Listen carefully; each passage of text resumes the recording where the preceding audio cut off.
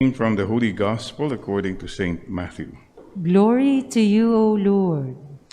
After Jesus' birth in Bethlehem of Judea during the reign of King Herod, astrologers from the east arrived one day in Jerusalem, inquiring, "Where is the newborn King of the Jews? We observed his star as it is rising and have come to pay him homage." At this news, King Herod became greatly disturbed, and with him all Jerusalem.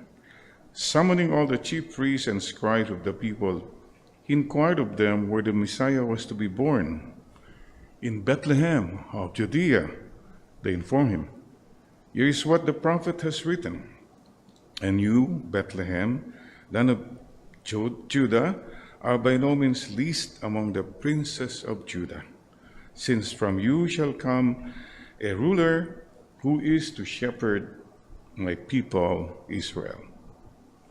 Herod called the astrologers aside and found out from them the exact time of the star's appearance. Then he sent them to Bethlehem after having instructed them, "Go and get a detailed information about the child. When you have discovered something, report your findings to me so that I may go and offer him homage too." After the audience with the king, they set out. The star which they had observed at its rising went ahead of them till it came to a standstill over the place where the child was. They were overjoyed at seeing the star, and on entering the house found the child with Mary, his mother. They prostrated themselves and did him homage, then opened their coffers and presented him with gifts of gold, frankincense, and myrrh. They received a message in a dream not to return to Herod. So they went back to their own country by another way. Sisters and brothers, the Gospel of the Lord. Praise to you, Lord Jesus Christ. Come, Holy Spirit. Come, Holy Spirit. Bless this unworthy priest, that I may share with humility and with the heart, not just with the lips. And the people who listen with their heart, not just with their ears. Come, Holy Spirit. Come, Holy Spirit. Happy New Year! 2022 na tayo. Happy New Year. And today, Feast of the Epiphany. Nako, piyesta ng mga epi.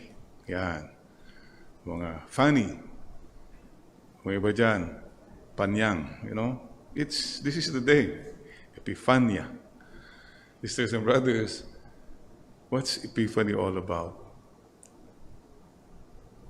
All in God's heart. That's what God wants. Everybody welcome. Itong good news, Christmas is not just for a few, it's for all the world. That's the heart of our God. Sisters and brothers, what a beautiful moment as we start this year. Let's start from the very beginning. Some of you know that song. Let's start from the very beginning. A beautiful way to start. Go back to basics po tayo. And where do we start? Let's start when we were children. Naalala pa ba ninyo? What was the first song we learned when we were children? Babies. Anong unang tinuro ng mga magulang natin? Close, open, close, open. Close, open, close, open. Beautiful message. Kapatid, close. May mga closure dapat sa buhay natin. Tapos na. The year that was is closed already. Case closed then. It will never come back. Hindi na po babalik yon. So, leave them in God's heart. At pwede po ba close your close tayo pero hindi sure. Ano ko, mahirap yung mga ganun. So today, in this Mass, ano mga bibigat sa puso natin, pwede ba iwanan na natin dyan? Mga galit, mga tampo, don't carry them over to the next year. This is what it means. Fresh start, new beginnings. Leave them in God's heart. Leave them in God's hands. Everything is embraced, loved by God. Whatever happened, good or bad, happy or sad, it's in God's heart. Embraced by God na yan. So please, you have to leave them there. Close. Open yourself to what's up ahead. And please, at the beginning of a journey, you have to open yourself to God and say, Lord, I don't know what's going to happen up ahead. I don't know what will happen to me, to my loved ones. Bahala na po kayo. You can see things. God can see everything. Nakita na ba kayo ng mga drone ba tawag doon? You know, the drone, you fly it over, kitang-kita niya lahat. Nandito ka lang tayo eh. But the drone can see. There is a big drone, the biggest drone of all. So, Lord, bahala na po kayo. Surprise us, Lord. Dapat ganun siguro ang attitude natin. Please be open for surprises. Mga iba sa atin, wala na mangyayari. Wala na yan. Ay, Diyos ko po, kung ganun ang attitude, wala ka na talaga. Please, be open. Any moment of our lives, may maraming possibilities po. So, close the past, open yourself to God's grace and blessings and opportunities for the future. There's one more thing we learn as little children. Close, open, close, open. Ano pa yung binahaway palagi? Beautiful eyes, beautiful eyes. Ewan ko ba? Ang liit-liit na bata, beautiful eyes, gumaganon-ganon din.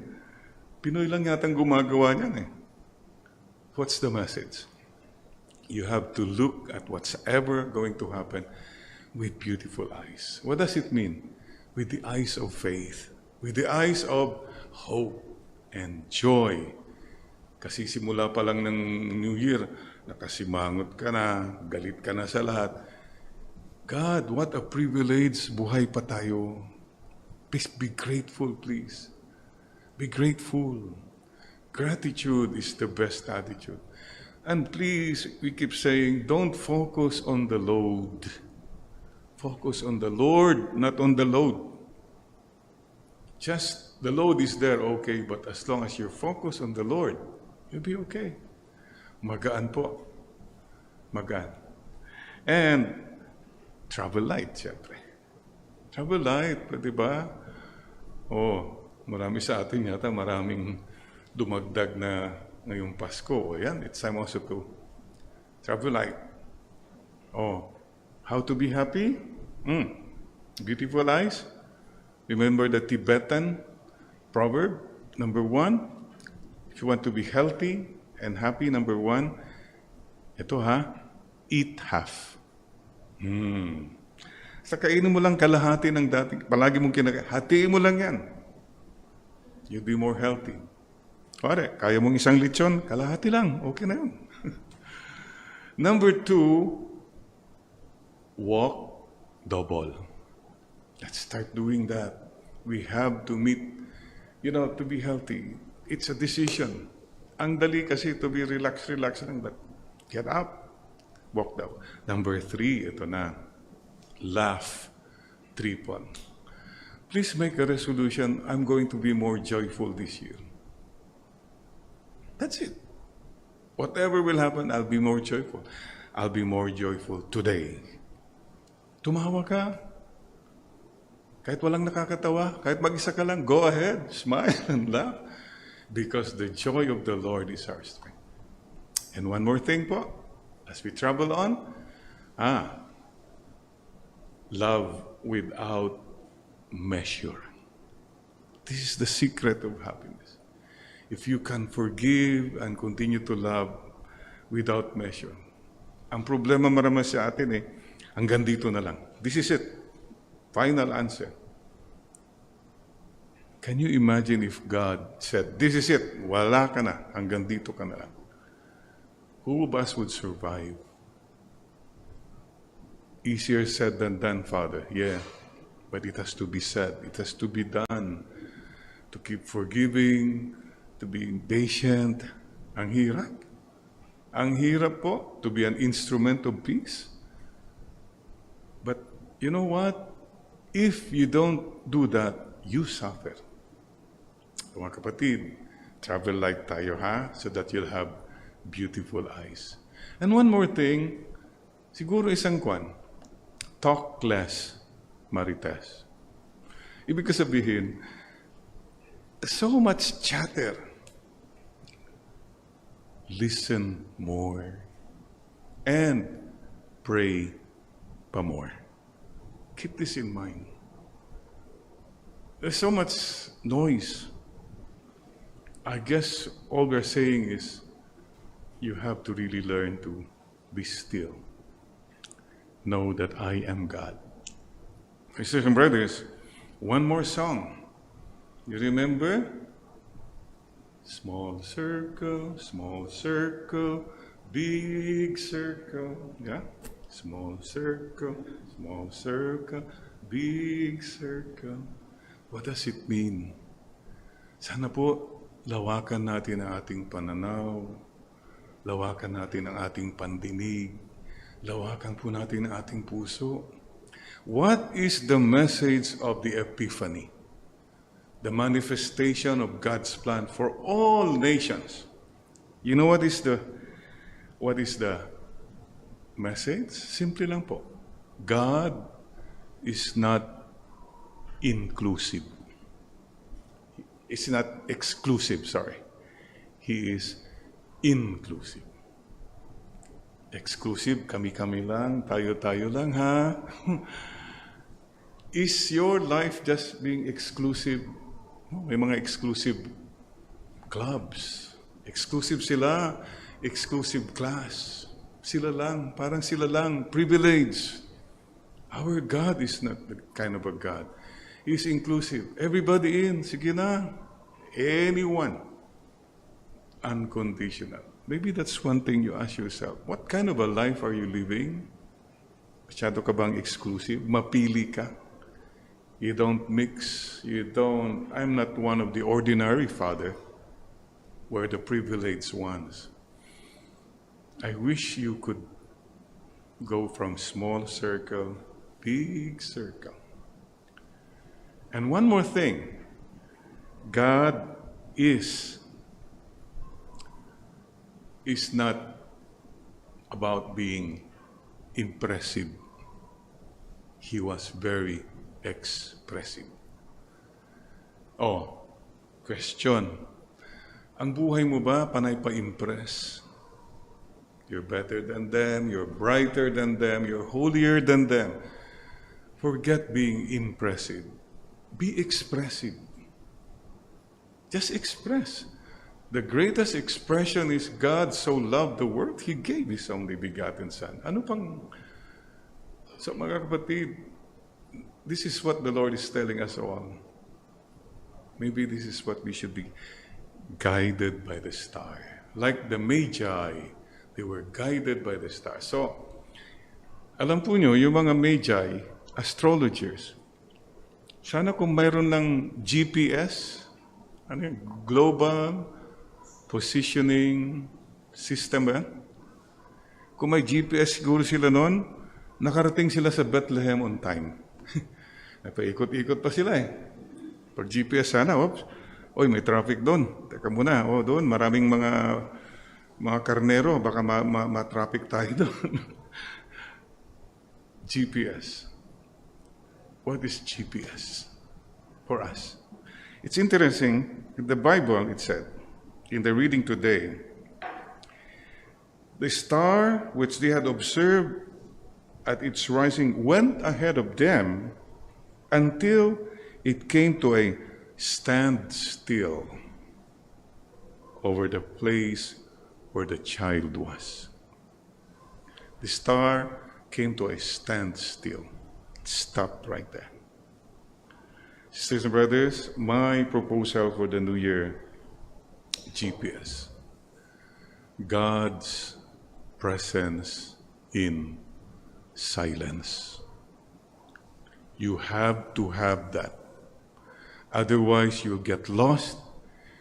Your travel is anggulo, stressful. But if you have GPS, you make time for God's presence in silence. Your journey will be meaningful and peaceful. Please find time for quiet.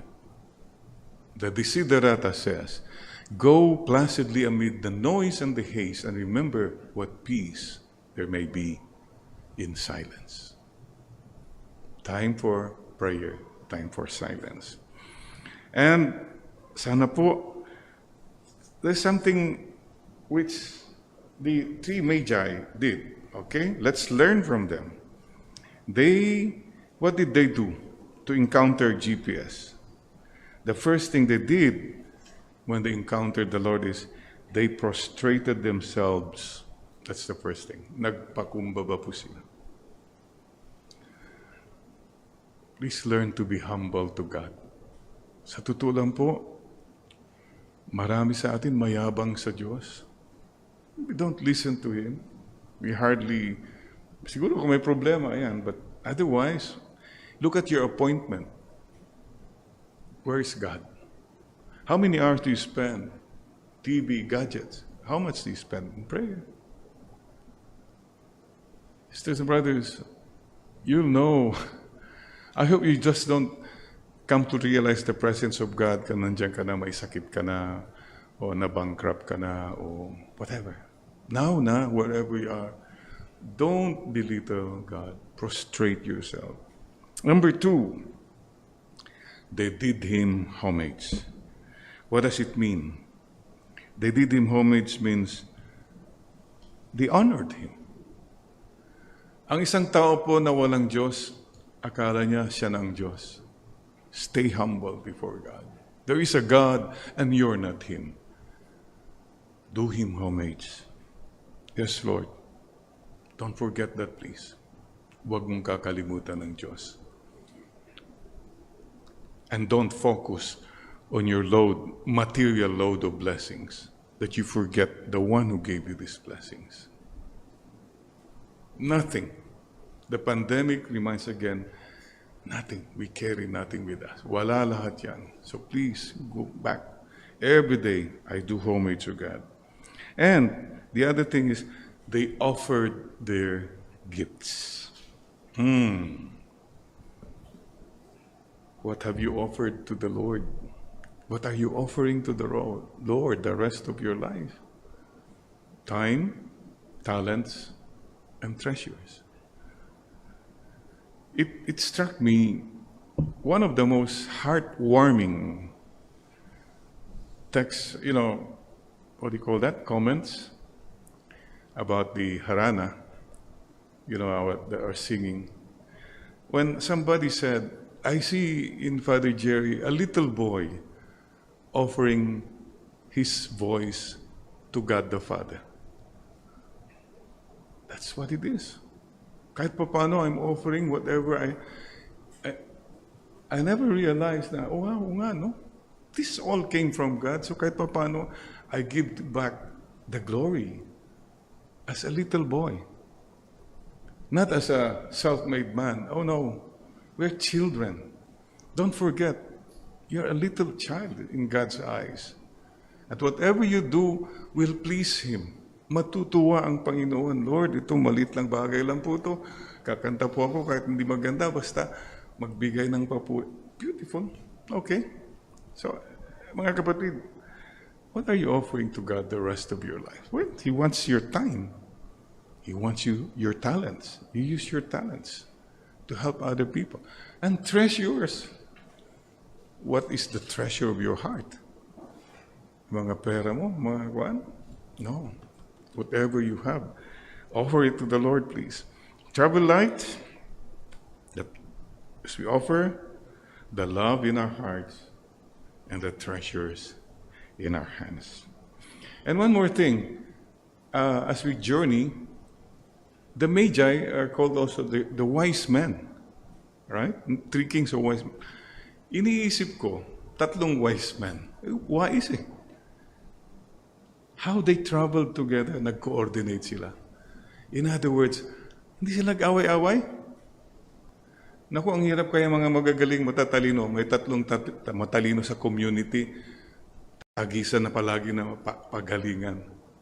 Imagine what happened to these 3 wise men. Sorry. Hindi sila natumba. Hindi sila nagulat because they were focused on God. St. Augustine reminds us all this. Unity in essentials. Respect in doubtful matters. But love in all things. Yung mga essentials, yung talaga importante, united tayo. May mga issue na hindi naman ganun ka-importante, magrespetuhan na lang tayo. Okay? But love in all things. Please keep this in mind. Doon ako saludo sa wise men na yun. Nakarating sila. Coordinated. So my dear friends, there's one more thing. The last line of the gospel says, they did not go back to Herod. Hindi na sila bumalik kay Herod. And they went back by another way. Ibig sabihin, once they experienced God, tinalikuran na nila ang anumang personality, kayamanan, whatever, bad habits, and they followed the Lord, kept following the Lord. No turning back, huh? No turning back. Keep going. Just keep going. That's what the Lord asks all of us. So my dear friends, ang prayer po natin today, Lord, help us to be inclusive, not to be exclusive. And help us, Lord, to be expressive, not to be impressive. That's all. So that we can continue our journey, guided by the star. Jesus Christ is the superstar. All others, especially too as we come to the elections, just trying to be superstars. Please, no, it's the Lord. And whoever we get, mga leaders natin, pagdasal, sana sila yung mga nagra-radiate. Alam niyo yung radiator? They're the ones who give the light, give the warmth. They are the ones who reflect the light of Jesus. Ito po, sila po ang ating mga sundan because they lead us to the Lord. Mga kapatid, today, once again, can I ask you, sing that song? Close, open, close, open, close, open, close, open. Sabayan mo nga ng beautiful eyes. Beautiful eyes, beautiful eyes. Beautiful eyes to be joyful. And small circle, big circle, small circle, big circle. Amen. My sisters and brothers, may we have open hands. May we have smiling eyes, 2022, kahit anong mga problema. And may we have embracing hearts. Big circle. This is my prayer. Our wish as we follow Jesus Christ, the superstar. Like to end with a roll call. Will you please raise your right hand and you say now, the Lord, present Lord. Just bow your head. Lord, I'm here. Salamat po. Buhay pa po ako. Mission not yet accomplished. I'm here. I will follow you, Lord. You know everything. I have problems, I have baggage and all that, but I know you're there. I'll focus on you, Lord. Basta po, hindi po ako bibitaw. I'll follow that star. I'll follow you. And I know you love me. You love all my loved ones, and I have a mission for you. Now, I ask you to raise your left hand too, present, and Lord, ready to be sent. I'm ready to be sent to whatever mission you want me to do. Let's begin then this year. Say to the Lord with all our love and humility and joy, Lord, present, ready to be sent for whatever mission as I follow you, the star, the guiding star, Jesus Christ, the superstar. Amen.